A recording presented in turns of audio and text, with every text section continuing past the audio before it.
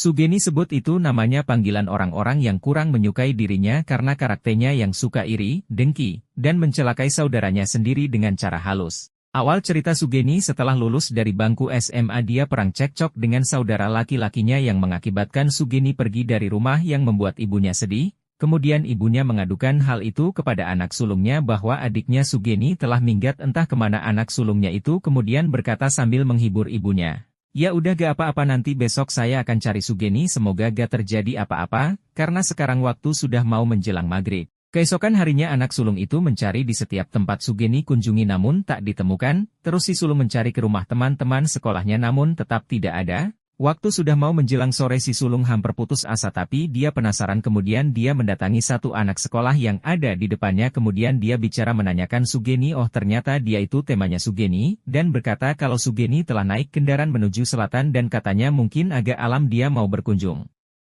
ke saudaranya yang berada di selatan jauh. Setelah mendengar kabar itu si sulung bilang jika Sugeni ada cuman belum mau pulang dan ditanyakanlah apakah ibu mempunyai saudara jauh di selatan lalu si ibu terdiam untuk mengingat tak lama kemudian si berkata ya ada, dia adalah adik ibu seibu mungkin dia ke rumah tantenya.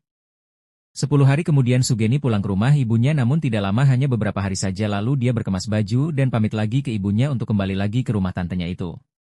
Setelah beberapa bulan kemudian Sugeni pulang ke rumah ibunya dan menceritakan bahwa akan ada tamu laki-laki yang ingin dikenalkan kepadanya. Ibunya bahagia mendengar berita itu kemudian ibunya berkata kapan dia akan ke rumah kita kata ibunya besok Bu Sugeni menjawab. Keesokan harinya tamu yang ditunggu ibu dan Sugeni dating di seorang laki-laki yang tampan berkulit putih dan berambut keriting dengan postur tubuh yang gagah. Setelah diperkenalkan dengan ibunya Sugeni dan saudara yang lainnya laki-laki itu lalu pamit pulang. Singkat cerita Sugeni menikah dengan laki-laki tadi kemudian mengarungi samudera keluarga yang hidup numpang di rumah ibunya sampai memiliki satu anak laki-laki. Kemudian mereka pindah ke tempat suaminya karena sulit perekonomian dan kemudian mereka hidup di kampung suami hingga memiliki rumah dan anak yang kedua dan yang ketiga mereka cukup bahagia dalam rumah tangga. Namun sayang entah dari mana asalnya Sugeni dan suaminya memilih jalan untuk mengalaf ilmu jahat hingga hampir banyak korban di tempat itu. Tetangga mereka merasa resah dengan kelakuan Sugeni dan suaminya sampai banyak tetangga yang membenci mereka, lalu Sugeni mempunyai rencana untuk pindah lagi ke tempat ibunya itu.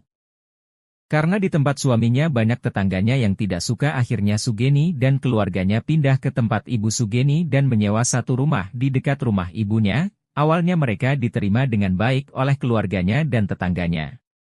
Tapi lama-kelamaan mereka mulai beraksi dengan menggunakan ilmu jahat ingin membisi saudaranya dan ibunya dengan cara keji, namun takdir berkata lain Allah masih menolong saudaranya dan ibunya hingga akhirnya terbongkar semua kebusukannya. Setelah semua terungkap mereka mungkin merasa malu dan kemudian mereka pindah lagi ke suatu tempat di perkotaan. Selang beberapa waktu kurang lebih 2 tahun saudara laki-lakinya itu dia merasa iba melihat kehidupannya yang sangat prihatin kemudian mengajak mereka untuk kembali lagi ke tempat ibunya untuk bekerja di instansi yang ia pimpin dengan seneaknya.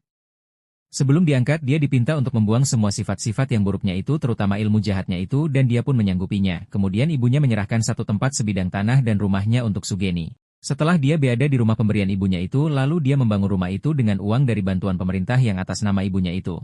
Dan akhirnya Sugeni menetap di rumah itu sampai sekarang tapi semua selalu waspada kepadanya karena tak mau terulang lagi apa yang pernah terjadi dahulu dengan ilmu jahatnya entah masih atau tidaknya menggunakan hilum jahatnya tak ada yang tahu hanya Allah yang tahu semoga diberikan taufik dan hidayah kepadanya.